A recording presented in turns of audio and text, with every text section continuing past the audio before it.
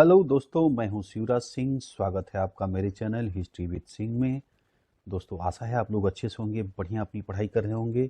तो दोस्तों, मैंने वर्णाश्रम पे एक वीडियो पहले भी बनाया है। अगर आपने नहीं देखा है तो देख लीजिएगा। कुछ कन्फ्यूजन में आप लोग थे, आपने कमेंट किया था, तो मैंने कहा कि वर्णाश्रम पे जो है कुछ और चीज़ें आपको बता दें जिससे कि आपकी कन्फ्यूजन दूर हो जाए।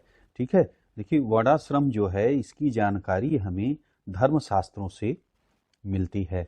ठीक है, और देखिए वर्डों की उत्पत्ति की जो है जानकारी हमें ऋग्वेद से भी मिलती है। तो इसे आप देखें एक लाइन पहले, धर्मशास्त्रों से हमें वर्ण व्यवस्था की जानकारी होती है। क्लियर है, वर्णों की उत्पत्ति के संदर्भ में ऋग्वेद के पुरुष सूक्त से हमें जानकारी मिलती है। अब आपको समझ में आ गया कि पहली जानकारी हमें कहाँ जो है मिल रहा है, प्रमाण कहाँ मिल रहा है जो है। देखिए ऋग्वेद के पुरुष सूक्त से हमें जानकारी मिल रही है। अब इसमें क्या लिखा है इसे आप समझें वहां पे। तो देखिए इसके अनुसार लिखा है, ब्रह्मा के मुख से ब्राह्मण की उत्पत्ति, भुजाओं से क्षत्रिय की उत्पत्ति, और पेट से वैश्य की उत्पत्ति, और पैर से जो है शूद्र की उत्पत्ति हुई है। ठीक है, ये आपका क्लियर है।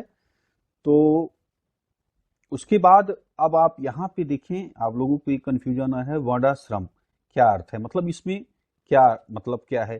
तो आप समझिए, इसमें देखिए दो शब्द आपको दिख रहे हैं। एक है आपका वर्ण, ठीक है, वर्ण पहला शब्द, और दूसरा देखिए वर्णाश्रम यानी आश्रम। वर्ण और आश्रम दो शब्दों से मिलकर बना है ये आपका वर्णाश्रम। ठीक है, तो अभी आप देखें, तो पहले आपने अभी उत्पत्ति आपने देख ली, ये मैंने अभी आपको बताया।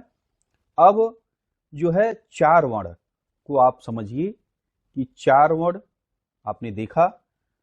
वर्ण यहां पे मैंने बताया आपको दो शब्द, वर्ण और आश्रम से वर्णाश्रम बना है। तो वर्ण हो गए आपके चार, कौन कौन, ब्राह्मण, क्षत्रिय, वैश्य और शूद्र।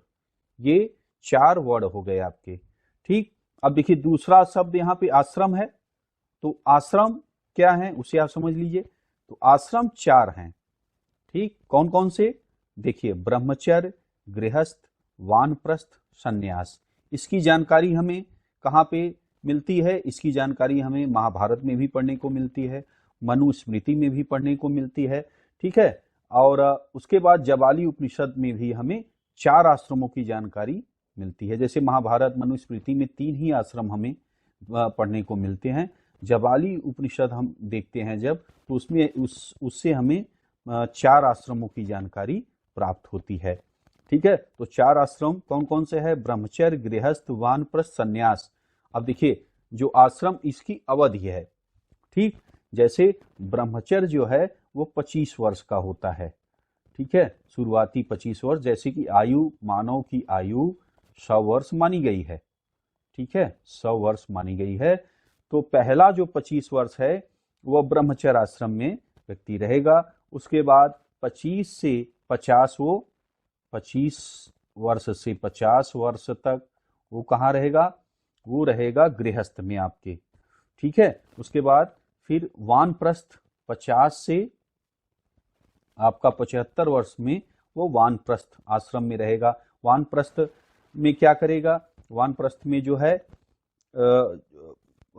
वो अपना जैसे घर अपना छोड़ करके जाएगा, भगवान की जो जो एक्टिविटी है, जैसे कि भाई भगवान की खोज में पूजा पाठ, ठीक है, और पर्यटन, ये सब करेगा।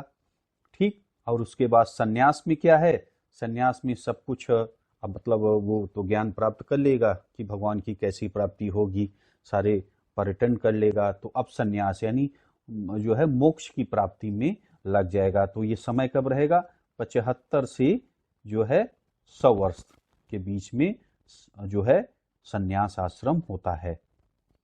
ठीक है, तो आप समझ गए जो चार आश्रम हैं। वर्णाश्रम को आप क्लियर समझ गए होंगे। तो वर्ण चार हैं, ध्यान दीजिए, ब्राह्मण, क्षत्रिय, वैश्य और शूद्र। अब ब्राह्मण के कार्य क्या हैं, ब्राह्मण के कार्य हैं जैसे ज्ञान लेगा, ज्ञान देगा, ठीक है, और जो है दान लेगा दान देगा, शिक्षा लेगा शिक्षा देगा, ये हो गया ब्राह्मण का कार्य। क्षत्रिय का कार्य क्या है कि वो समाज की सुरक्षा करेगा। वैश्य का काम क्या है कि वो जो है आर्थिक कार्य करेगा, ठीक है, कर इत्यादि ये लोग पाएंगे। उसके बाद शूद्र क्या है, शूद्र जो है इनकी जो है सेवा करेगा, क्योंकि इसके पास कोई प्रशिक्षित ज्ञान नहीं है। ठीक, तो इस तरह की व्यवस्थाएं हमें पढ़ने को मिलती हैं। ठीक है, और अब आप 4 आश्रमों के बारे में भी समझ गए होंगे कि ब्रह्मचर्य क्या है, शुरुआती 1 से 25 वर्ष तक का, इसमें जो है ज्ञान लेना, ब्रह्मचर्य का पालन करना, ये सब होता है। गृहस्थ में आपने देख लिया 25 से 50 तक, ये जो है गृहस्थ जो जीवन है उसका पालन करेगा और जो है बच्चों को अपना पढ़ाएगा लिखाएगा, ठीक है, और अपना दान दक्षिणा करेगा।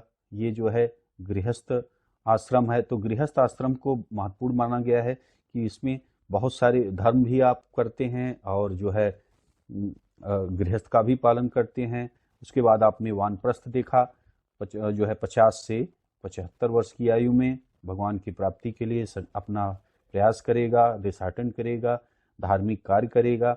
और संन्यास के लिए संन्यास आश्रम में आपने देखा कि जो है सारी चीजें जो है अपना त्याग करके बस सीधा लीन हो जाएगा भगवान की प्राप्ति के लिए और मोक्ष के लिए लग जाएगा अपने। ठीक है, तो अब आपको वर्णाश्रम जो शब्द था जो आपने कमेंट किया था, अब मुझे लगता है कि समझ में आ गया होगा। ठीक है, और वर्णाश्रम वाला दूसरा वीडियो भी देख लीजिएगा, वो पहले ही अपलोड है। ठीक, बाकी कोई कंफ्यूजन होगा तो आप जो है कमेंट करिए, मैं आपको जो है ज़्यादा कमेंट रहेगा तो उस पर वीडियो बना करके आपकी सभी प्रॉब्लम सॉल्व कर दूंगा। ठीक है, तो बिल्कुल इतिहास के बारे में आप टेंशन फ्री हो जाइए।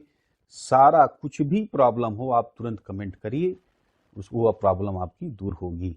ठीक है, तो बस दोस्तों आज का वीडियो इतना करते हैं, मिलेंगे आपसे अगले वीडियो में। वीडियो देखने के लिए दोस्तों आपका बहुत बहुत धन्यवाद।